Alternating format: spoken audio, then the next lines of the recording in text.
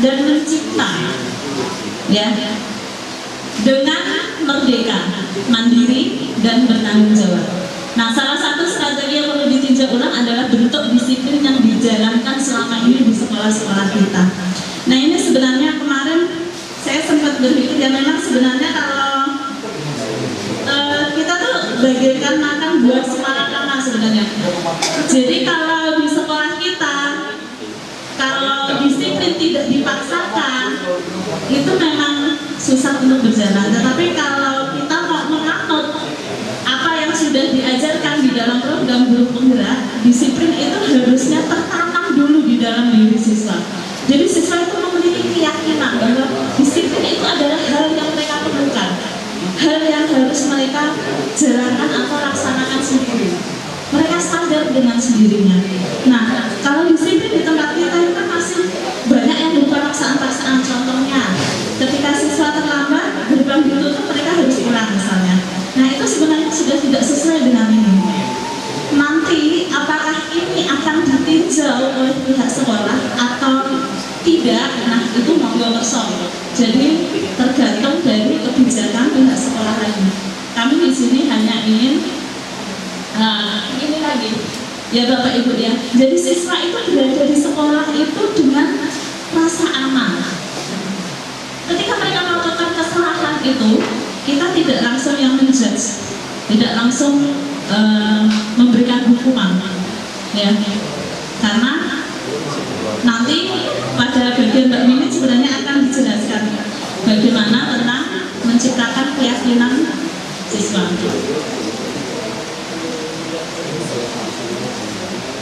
Nah ini teori-teori ya sebenarnya. Ini adalah paparan dari Dr. William Glasser dalam kontrol teori untuk meluruskan beberapa miskonsepsi tentang kontrol. Yang pertama, ilusi guru mengontrol murid.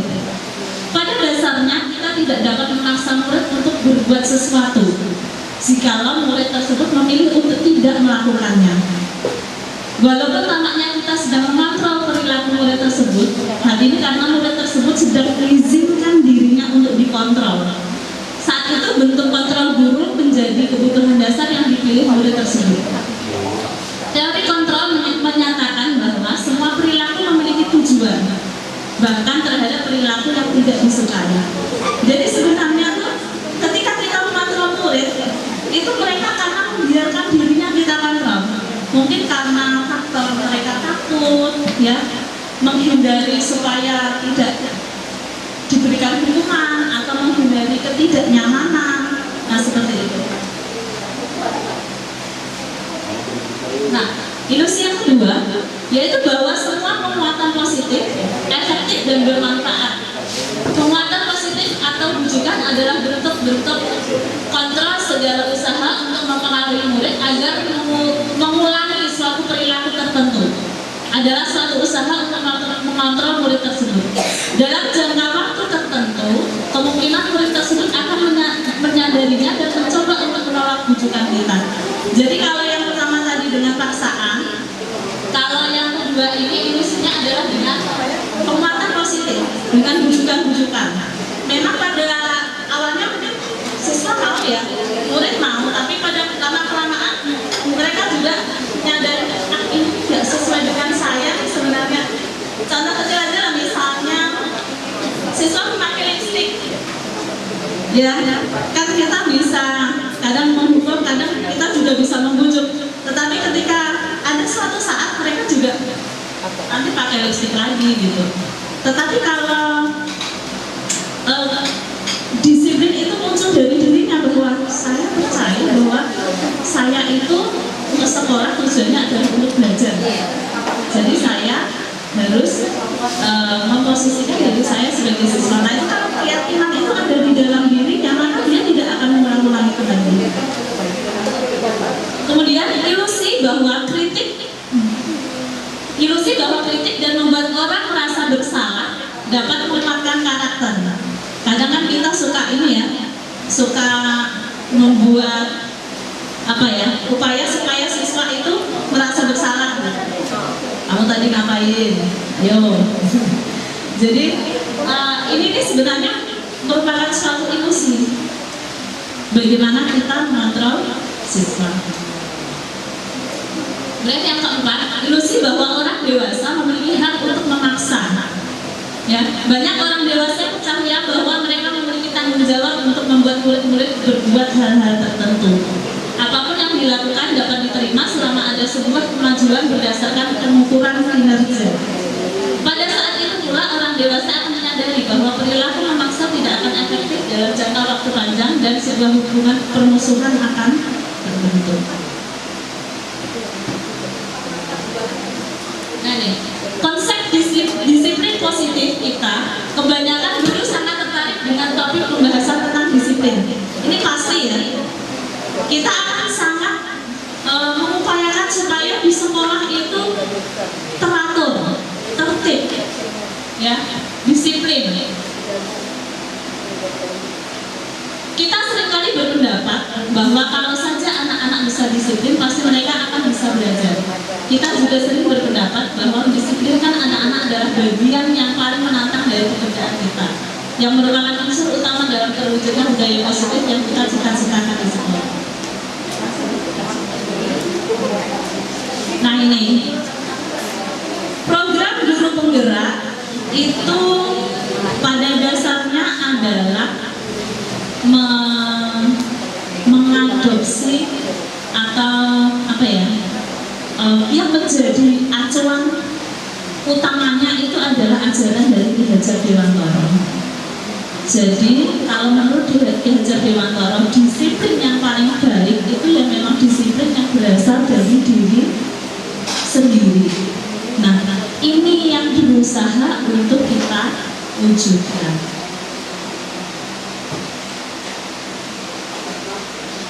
Nah, kepada Bapak Ibu semua, mari kita tanyakan pada diri kita, bagaimana kita berperilaku. Ini tentang motivasi ya, nanti Bapak Ibu ya. Bagaimana kita berperilaku, mengapa kita melakukan segala sesuatu. Apakah kita melakukan sesuatu karena adanya dorongan dari lingkungan atau ada dorongan yang lain. Terkadang kita melakukan sesuatu karena kita menghindari rasa sakit atau ketidaknyamanan. Terkadang kita melakukan sesuatu untuk mendapatkan apa yang kita mau. Bagaimana menurut Bapak Ibu? Pernahkah melakukan sesuatu untuk mendapatkan senyuman dari orang lain?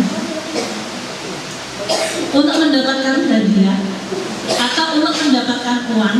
Jadi ketika orang itu melakukan suatu tindakan, biasanya dia ada motivasi di dalam dirinya. Saya mau begini supaya saya dapat ini. Saya mau melakukan ini supaya saya dapat ini. Biasanya orang melakukan sesuatu karena ada motivasi-motivasi tertentu. Ini motivasi perilaku manusia. Menurut Brian Gosen dalam bukunya Restructuring School Discipline menyatakan ada 3 alasan motivasi perilaku manusia. Yang pertama, untuk menghindari ketidaknyamanan atau hukuman. Ya, ini adalah tingkat terendah dari motivasi perilaku manusia. Biasanya orang yang motivasi perilakunya untuk menghindari hukuman atau ketidaknyamanan akan bertanya, apa yang akan terjadi apabila saya tidak melakukannya? Nah, sebenarnya mereka sedang menghindari permasalahan yang mungkin muncul dan berpengaruh pada mereka secara fisik, psikologi maupun tidak terpenuhinya kebutuhan mereka bila mereka tidak melakukan tindakan tersebut. Yang kedua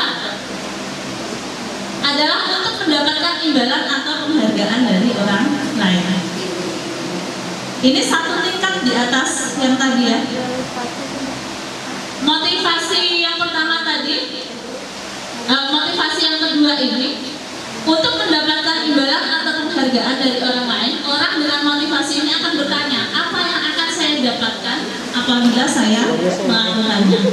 Mereka melakukan sebuah tindakan untuk mendapatkan pujian dari orang lain yang menurut mereka penting dan mereka letakkan dalam dunia berkualitas mereka. Jadi melakukan segala sesuatu itu supaya dia mendapatkan penghargaan, supaya dia mendapatkan pengakuan dari orang lain. Kalau misalnya gitu. Itu teori motivasi yang kedua. Kemudian yang ketiga, untuk menjadi orang yang mereka inginkan dan menghargai diri sendiri dengan nilai-nilai yang mereka percaya. Orang dengan motivasi ini akan bertanya, akan menjadi orang seperti apa bila saya melakukannya. Kemudian mereka melakukan sesuatu karena nilai-nilai yang mereka yakini dan hargai. Dan mereka melakukannya karena mereka ingin menjadi orang yang melakukan nilai-nilai yang mereka yakini. Jadi ini ya, dari ketiga dari motivasi tadi, ini yang paling tinggi. Jadi kalau orang melakukan sesuatu berdasarkan apa yang dia yakini, itulah yang paling bagus. Karena apa? Karena dia tidak mengharapkan hal-hal tertentu. Dia tidak menghindari adanya ketidaknyamanan atau hukuman. Ya, tapi karena dia kesadaran, dia yakin bahwa apa yang dia lakukan itu adalah sesuatu yang baik dan benar. Ya, jadi mudah-mudahan dengan penyampaian ini paradigma kita untuk membuat atau menciptakan budaya positif di sekolah bisa tercapai. Mungkin nanti kita bisa berdiskusi dengan pihak pengelola sekolah untuk tata tertib, mungkin bisa kita evaluasi. Mungkin kalau misalnya ada yang harus diubah, mungkin memang harus diubah karena menurut saya memang kalau berdasarkan ini ada beberapa hal di tata tertib kita yang masih tidak sesuai dengan teori-teori dari Ki Hajar Dewantara. Itu saja dari saya, nanti selanjutnya akan disambung oleh Bu Ainun dan Bu Mawar. Terima kasih Bapak Ibu, selamat siang. Wassalamualaikum warahmatullahi wabarakatuh.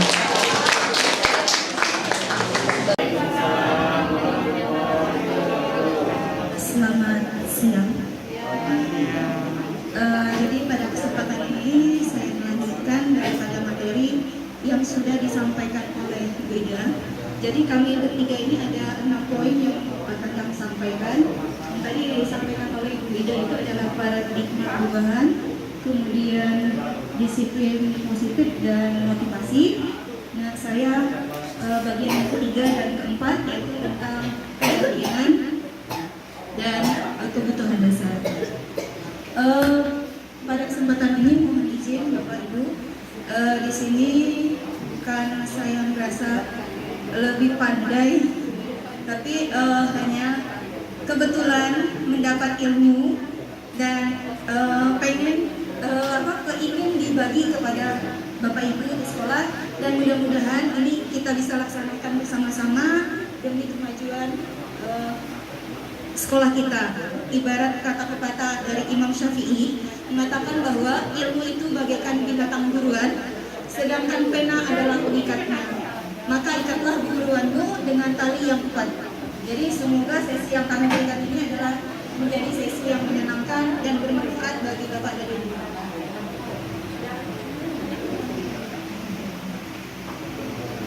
Nah, jadi ini yang kami sampaikan bertiga. Tadi sudah disampaikan 2, kemudian saya akan menyampaikan tentang keyakinan kelas dan kebutuhan dasar. Nah, keyakinan kelas. Kalau berbicara keyakinan kelas, sepertinya kita setelah melaksanakan. Cuma saya rasa mungkin namanya saja berbeda. Seperti pada angkatan, saya ingat pada angkatan 1, angkat senior, itu pernah menyampaikan bahwa tentang kesepakatan kelas. Nah, jadi kalau keyakinan kelas ini sebenarnya kurang lebihnya dengan kesepakatan kelas. Cuma sekarang dipertegas lagi dengan keyakinan kelas. Jadi kenapa itu namanya keyakinan kelas, bukan peraturan kelas? Nah, itu akan menimbulkan pertanyaan seperti ini. Ibarat kata, ketika keyakinan itu disampaikan oleh seseorang, apalagi seorang murid, maka yang muncul pertanyaan seperti ini. Mengapa aturan helm saat kita wajib menggunakan helm pada saat berkendaraan? Kenapa kita wajib mencuci tangan? Kenapa kita wajib memakai masker? Nah, tentunya ada jawabannya. Nah, ketika kita meyakini bahwa ketika kita menggunakan helm ataupun menggunakan masker atau mencuci tangan, kita yakini bahwa itu adalah untuk Jadi ketika segala sesuatu itu dibuat dengan keyakinan dan didasari dari hati kita sendiri, terutama untuk siswa, maka itu akan lebih mudah untuk dilaksanakan oleh siswa. Akan beda dengan peraturan. Kalau peraturan artinya kadang-kala itu dibuat oleh sepihak. Artinya siswa suka atau tidak suka harus dijalankan. Tapi kalau keyakinan, ini mereka yang membuatnya. Mereka sendiri yang mengeluarkan pendapat mereka, kemudian mereka yang menyepakati, dan mereka wajib untuk menjalankannya. Karena apa? Karena itu mereka sudah yakini. Dan ketika mereka meyakini bahwa itu adalah banyak kebaikan yang akan diberikan terhadap mereka, maka mereka akan dengan mudah untuk melaksanakannya. Jadi keyakinan di sini dapat diartikan sebagai nilai kebajikan dan prinsip-prinsip universal yang disepakati secara universal terlepas dari latar belakang suku, negara, bahasa maupun agama. Jadi tidak ada di dalam keyakinan ini memihak salah satu atau misalnya ras, suku ataupun agama, tapi secara keseluruhan. Nah, bagaimana cara menentukan daripada keyakinan kelas? Yang dapat dilakukan yang pertama adalah bahwa keyakinan kelas bersifat lebih abstrak daripada peraturan yang telah dirinci dan konkret. Kemudian keyakinan kelas berupa pernyataan universal.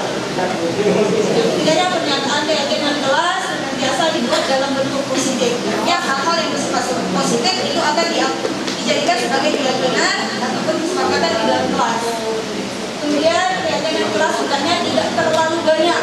Artinya poin-poin yang penting saja yang dapat menjaga ketertiban, kemudian ketenangan dan kenyamanan siswa di dalam kelas. Jadi dengan tidak terlalu banyak sehingga mudah diingat dan dipahami oleh semua warga kelas. Kemudian keyakinan kelas sebaiknya sesuatu yang dapat diterapkan di lingkungan tersebut. Kemudian semua warga kelas hendaknya ikut berkontribusi dalam pembuatan keyakinan kelas lewat kegiatan curah pendapat. Artinya dalam keyakinan kelas ini semua siswa itu dilibatkan dalam penyampaian pendapatnya. Kemudian kita bilang untuk menjadi satu kesatuan yang lebih jumlahnya lebih sedikit. Kemudian bersedia meninjau kembali keyakinan kelas dari waktu ke waktu. Artinya bahwa keyakinan yang telah dibuat jika itu tidak bisa dilaksanakan, maka bisa dilakukan perubahan yang berikutnya. Nah, jadi yang sudah saya lakukan, artinya di sini saya coba laksanakan itu ada di keyakinan kelas di 10 IPA 3. Nah, dari ini saya mulai dengan cara menyiapkan alat dan bahan yang diperlukan. Kemudian di sini saya menjelaskan bagaimana konsep daripada keyakinan kelas. Supaya nanti anak bisa mencurahkan apa yang ingin mereka sampaikan. Kemudian menuliskan pendapatnya tentang keyakinan kelas di kertas pikir. Itu apapun boleh mereka tuliskan. Nah, setelah mereka tuliskan semuanya, kemudian baru kita meminta mereka untuk menyampaikan pendapatnya masing-masing. Jadi kalau misalnya jumlahnya ada 30, berarti ada 30 pendapat. Dari 30 pendapat itu kemudian kita satukan seluruhnya, dipilah mana yang sama dijadikan satu, kemudian yang berbeda tetap kita gunakan dan kita tanyakan kembali kepada siswanya apakah mereka yakin untuk menjalankan ini. Tapi jika itu mereka tidak yakin, maka kita tidak menggunakannya. Nah, ini adalah hasil curah pendapat yang disampaikan oleh siswa. Kemudian ini dijadikan menjadi satu keyakinan kelas. Nah, jadi dari seluruh jumlahnya kurang lebihnya 36 menghasilkan 8 keyakinan kelas untuk keyakinan kelas. Nah, kemudian dari keyakinan kelas tersebut kita mendapatkan bahwa sebenarnya siswa itu mempunyai kebutuhan dasar. Kebutuhan dasar daripada siswa ada kurang lebih 5, itu belonging, kemudian power, survival, fun, dan freedom. Jadi kalau diterjemahkan dalam bahasa Indonesia, kesenangan, cinta kasih, sayang, kebebasan, penguasaan, dan bertahan hidup. Ini kebutuhan dasar. Yang pertama itu adalah kebutuhan bertahan hidup. Artinya kebutuhan bertahan hidup di sini ini keterkaitannya adalah dengan fisiologis dan psikologis. Secara fisiologis, kebutuhan bertahan hidup itu berkaitan dengan kesehatan, kemudian rumah, makanan, dan seks. Kemudian secara psikologisnya yaitu kebutuhan akan rasa aman. Kemudian yang keduanya adalah cinta dan kasih sayang atau kebutuhan untuk diterima. Artinya di sini bahwa siswa menerima kasih sayang, merasa bagian dari kelompok, hubungan, dan kondisi sosial. Ketiganya adalah penguasaan atau pengakuan atas kemampuan. Di sini maksudnya adalah bahwa manusia itu ataupun siswa mempunyai kekuatan untuk memenuhi sesuatu menjadi terampil, diakui atas prestasi dan keterampilan, didengarkan dan memiliki harga dari apa yang diinginkan, misalnya menjadi pemimpin, suka mengamati, mencoba hal-hal baru, kreatif dan sistemik. Kemudian yang keempat yaitu kebutuhan akan pilihan atau kebebasan. Artinya siswa itu juga menginginkan adanya kebebasan.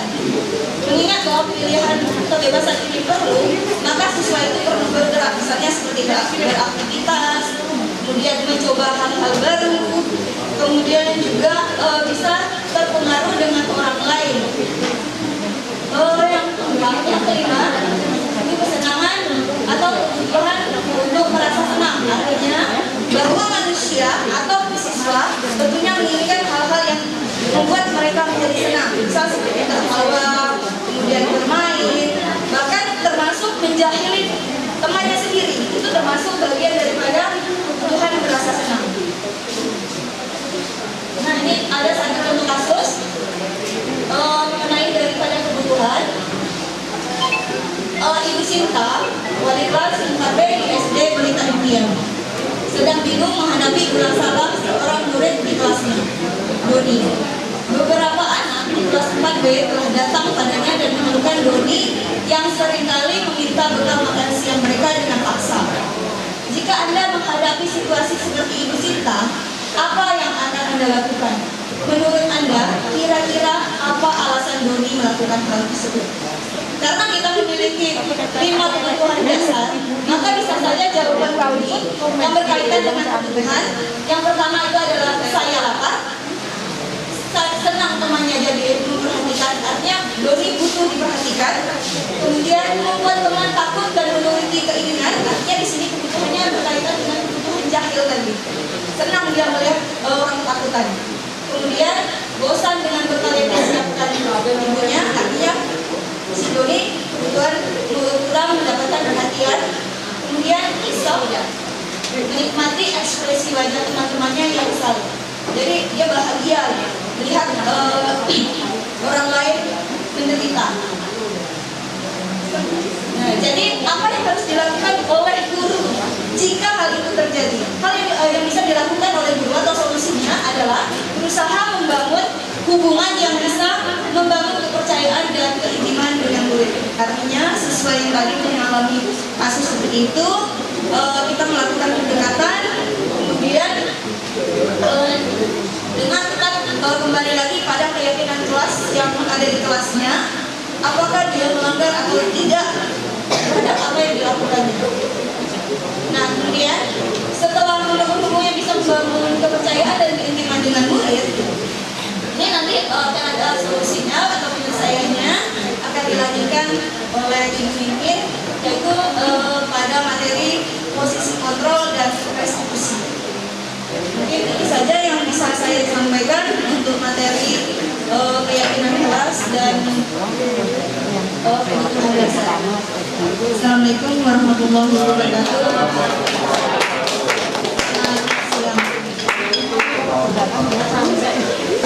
Baik, bismillahirrahmanirrahim. Assalamualaikum warahmatullahi wabarakatuh. Selamat siang Bapak Ibu semuanya. Masih semangat nggak kira-kira? Biasanya ini pemateri ketiga yang terakhir ini, kalau dapat seperti yang disampaikan oleh Bu Ida dan Bu Haimon, saya di sini sebagai calon guru penggerak itu tidak merasa lebih baik, lebih bisa dari ibu-ibu semuanya, karena mungkin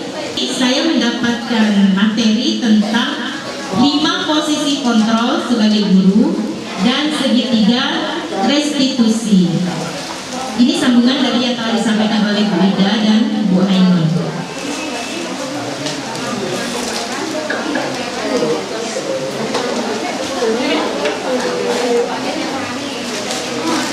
Nah, untuk sesi ini, modul 2.5 ini adalah 5 posisi kontrol. Jadi di sini saya akan bercerita tentang beberapa tipe guru. Ada 5 tipe guru yang biasa kita temui di lapangan. Termasuklah kita nih. Kita itu termasuk tipe guru yang seperti apa? Saya seperti apa? Misalnya, Bu Endang seperti apa? Bu Aini seperti apa? Jadi nanti mungkin saya minta tolong ya dengan Bapak Ibu semuanya untuk mempraktekkan sebanyak waktu ya. Jadi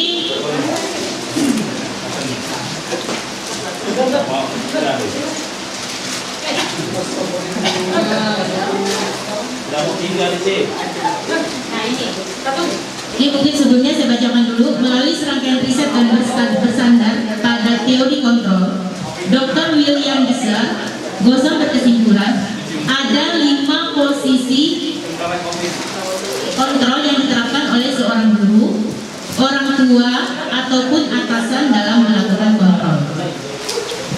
Nah, kelima posisi kontrol ini adalah pertama, guru yang bertipe sebagai penghukum. Siapa yang merasa suka hukum guru kayak siswa ini? Kemudian yang kedua, guru yang bertipe pembuat orang merasa bersalah. Itu ada tipe guru yang selalu memojokkan siswanya. Oh, kalau sandal. Tak boleh. Tidak boleh Bu ya. Kemudian yang ketiga, teman. Nah, ada guru yang selalu merasa teman dengan siswa. Siswa itu jadikan teman. Nah, bukan prakteknya. Saya minta tolong Pak Medi berposisi sebagai teman. Guru yang selalu menjadi teman. Nanti siswanya ada satu ya yang terlambat di depan ya. Kemudian yang keempat, monitor atau memantau. Ada guru yang selalu memantau pekerjaan siswa, memonitor keadaan siswa. Ini biasanya guru BK. Jadi minta tolong bersantai ya. Oke, siap. Dan yang terakhir adalah guru sebagai manajer.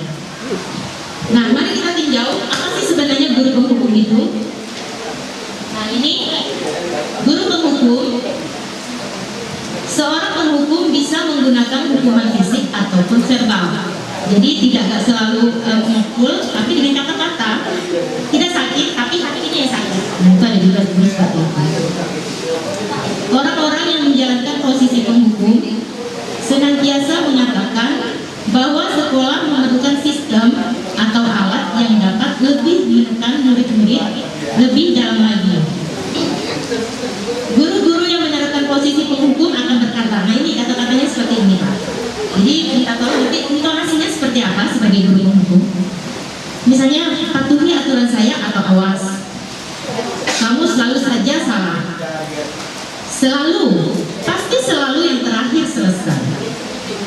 Kemudian, guru seperti ini senantiasa percaya hanya ada satu cara agar pembelajaran bisa berhasil, yaitu cara dia. Itu yang dilakukan oleh guru penghukum. Selanjutnya, nah ini tipe yang kedua, guru pembuat orang selalu merasa bersalah. Nah, pada posisi ini biasanya guru akan bersuara lebih lembut. Pembuat orang merasa bersalah akan menggunakan keheningan yang membuat orang lain merasa tidak nyaman, bersalah atau rendah diri. Kata-kata yang keluar dengan lembut seperti ini. Ibu sangat kecewa sekali dengan kamu. Berapa kali Bapak harus memberitahu kamu? Gimana coba kalau orang tua kamu tahu kamu berbuat begini? Nah, di posisi ini murid akan memiliki penilaian diri yang buruk tentang diri mereka. Jadi membuat siswa itu menjadi minder. Murid merasa tidak berharga dan telah mengecewakan orang-orang yang disayangnya. Kemudian selanjutnya, nah ini tipe guru sebagai teman. Guru pada posisi ini tidak akan menyakiti murid, namun akan tetap berupaya mengontrol murid melalui persuasi. Posisi teman kepada guru bisa negatif ataupun positif. Nah, kita lihat ya, mana positifnya, mana yang negatifnya. Positif di sini berupa hubungan baik yang terjalin antara guru dengan siswa atau murid. Nah, guru di posisi teman menggunakan hubungan baik dan humor untuk mempengaruhi seseorang. Mereka berkata, ayolah bantu bapak nih.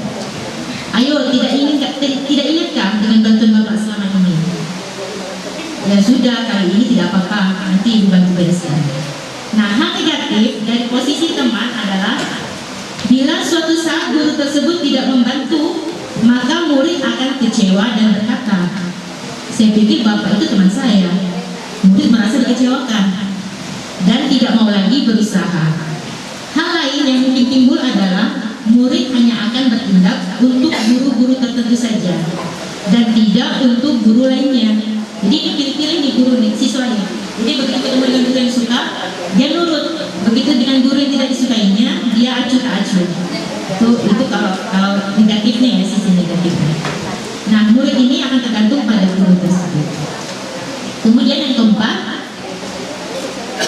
nah ini adalah guru monitor atau guru pemantau. Nah, monitor berarti mengawasi. Pada saat kita mengawasi, kita bertanggung jawab atas perilaku orang-orang yang kita awasi. Posisi pemantau berdasarkan pada peraturan-peraturan dan konsekuensi dengan menggunakan sanksi atau konsekuensi.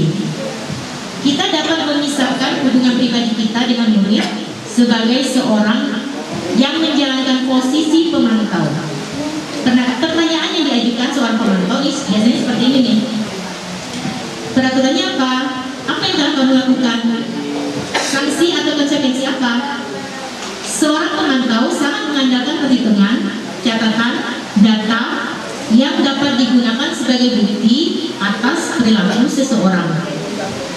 Posisi ini akan menggunakan stiker, slip catatan, daftar cek. Posisi ini juga memonitor sendiri berawal dari teori stimulus respon yang menunjukkan tanggung jawab guru di dalam mengontrol murid. Nah, jadi kalau saya perhatikan selama saya di kelas itu biasanya membantu saya, kerjaan saya untuk mengawasi siswa adalah guru BK. Jadi BK itu lengkap sekali. Dari hal-hal kecil tercatat semuanya, sehingga ketika kita memanggil orang tua siswa itu tidak bisa terbantahkan lagi karena memang sudah ada catatannya atau datanya. Yang terakhir, guru sebagai manajer. Nah, ini yang kita harapkan. Kalau bisa kita sebagai guru yang mulai dari awal kita sebagai penghukum, kemudian guru sebagai pembuat siswa merasa bersalah, kemudian ketiga kita menjadi teman, keempat memantau. Nah, yang diharapkan adalah sebagai manajer sebenarnya. Kalau bisa kita perhatikan apa sih manajer itu? Posisi terakhir adalah manajer. Posisi manajer adalah posisi mentor di mana guru berbuat sesuatu bersama dengan murid, mempersilahkan murid mempertanggungjawabkan perilakunya, mendukung murid agar dapat menemukan solusi atas permasalahannya sendiri. Seorang manajer telah memiliki keterampilan di posisi teman maupun pemantau seperti yang saya bilang tadi. Jadi tingkatannya sudah naik nih, dari sebagai teman, sebagai pemantau, barulah bisa menjadi seorang manajer. Seorang manajer telah memiliki keterampilan di posisi teman maupun pemantau, dan demikian juga bisa jadi di waktu-waktu tertentu kembali kepada posisi kedua tadi. Jadi begitu lihat situasinya yang berbeda, maka guru tersebut bisa menjadi teman lagi atau pemantau. Namun bila kita menginginkan murid-murid kita menjadi manusia yang merdeka, mandiri, dan bertanggung jawab, maka kita perlu mengacu kepada restitusi yang dapat menjadikan murid kita seorang manajer bagi dirinya sendiri. Di manajer, murid diajak untuk menganalisis kebutuhan dirinya maupun kebutuhan orang lain. Nah, di sini penekanan bukan pada kemampuan membuat konsekuensi, namun dapat berkolaborasi dengan murid bagaimana memperbaiki kesalahan yang ada. Oke, mungkin ini untuk 5 posisi kontrol. Sebelum materi selanjutnya mungkin saya minta tolong ya dengan Bapak Ibu. Berarti ada 5 guru nih. Tipe 5 guru yang boleh kita praktek di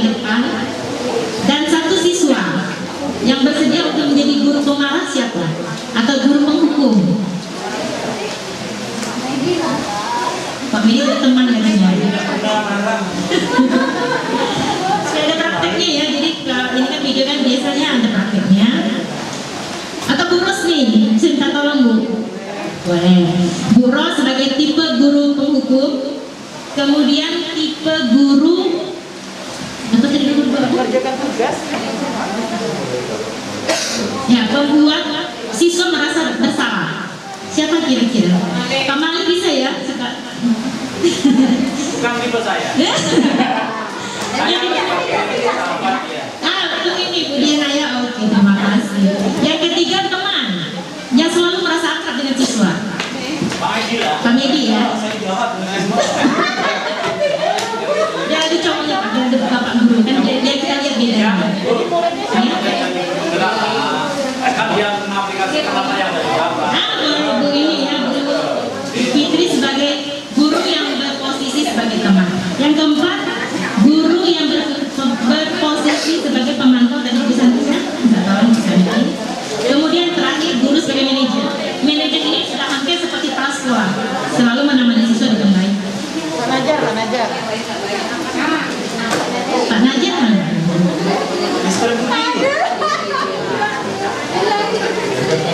Bu ini Bu Endang, minta tolong. Bu Diana cocoknya. Tadi sudah. Udah tadi. Aku jadi siswanya saja. Oke. Kaki minta tolong ya. Kaki sebagai guru. Jadi nanti saya bilang. Silakan Bapak Ibu yang berkenan. Bu, habis itu beda rasanya. Bu ini Bu. Saya jadi murid boleh? Bu muridnya Bu Endang. Jadi seolah-olah Bu Endang muridnya di luar. Walau kamu sama lagi beda. Saya jadi murid aku enak banget. Ini kamu yang kecil boleh. Bu Endang nggak mau. Nah iya. Jadi bagaimana tipe-tipe guru ini menangani siswa yang terlambat? Dengan Ibu sini membuat siswa merasa bersalah. Iya.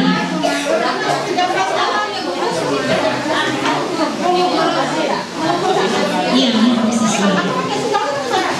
Jadi ibu dari buat. Iya. Yang terakhir minta tolong Pak Sitius sebagai manajer berwibawa.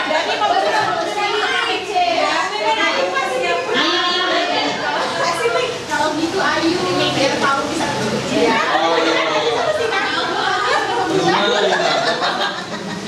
Datangnya udah besar lagi nih.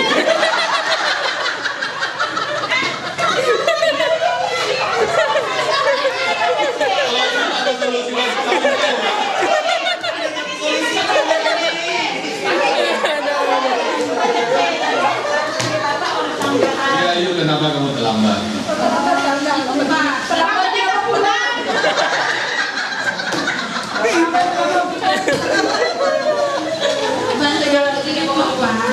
Oh, masih di rumah. Jadi pagi-pagi harus bantu orang tua dulu.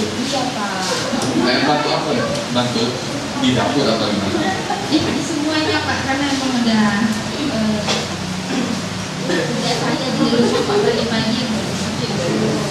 Jadi tadi saya ngomong. Jadi Ayu, kalau memang kita ada kewajiban harus bantu orang tua, harusnya mungkin bangunnya lebih dipercepat gitu. Jadi tidurnya harus lebih awal gitu. Dan memang orang beda-beda ya, mungkin ada murid yang satu ibunya, ada yang enggak gitu. Jadi kamu memang ada kewajiban itu, jadi bangunnya harus lebih awal. Tapi habisnya Lagi mancing.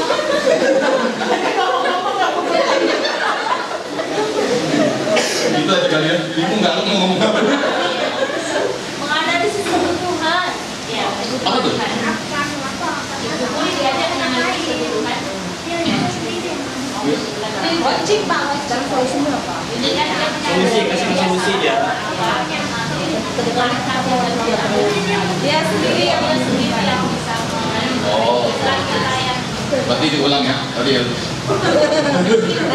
Jadi menurut Ayu bagusnya tuh supaya tidak terlambat harusnya gini.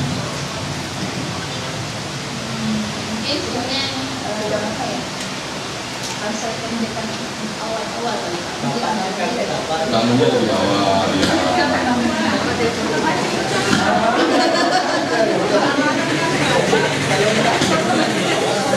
Oke, silakan Ayu sudah boleh masuk. Gabung sama teman-teman. Makasih Pak.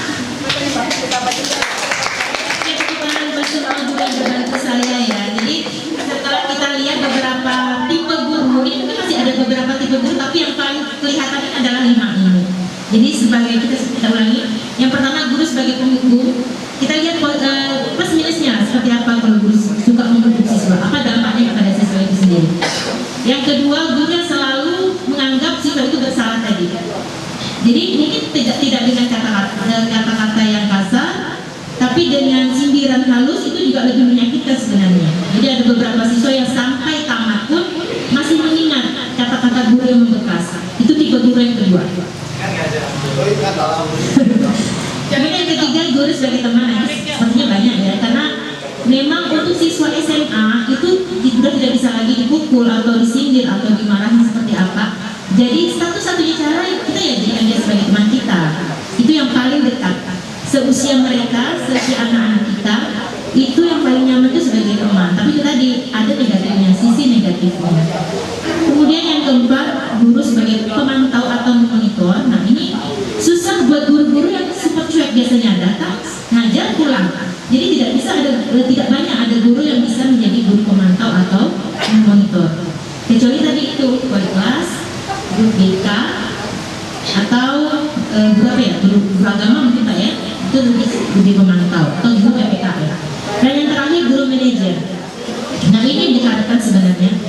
Jadi bagaimana kita bisa menjadi seorang guru yang bisa mengatasi semua solusi siswa. Siswa itu semuanya beragam, unik semuanya. Jadi kalau kita mau tahu siswa itu seperti apa, ya memang kita dekati dengan cara-cara yang seperti kita bisa. Gitu.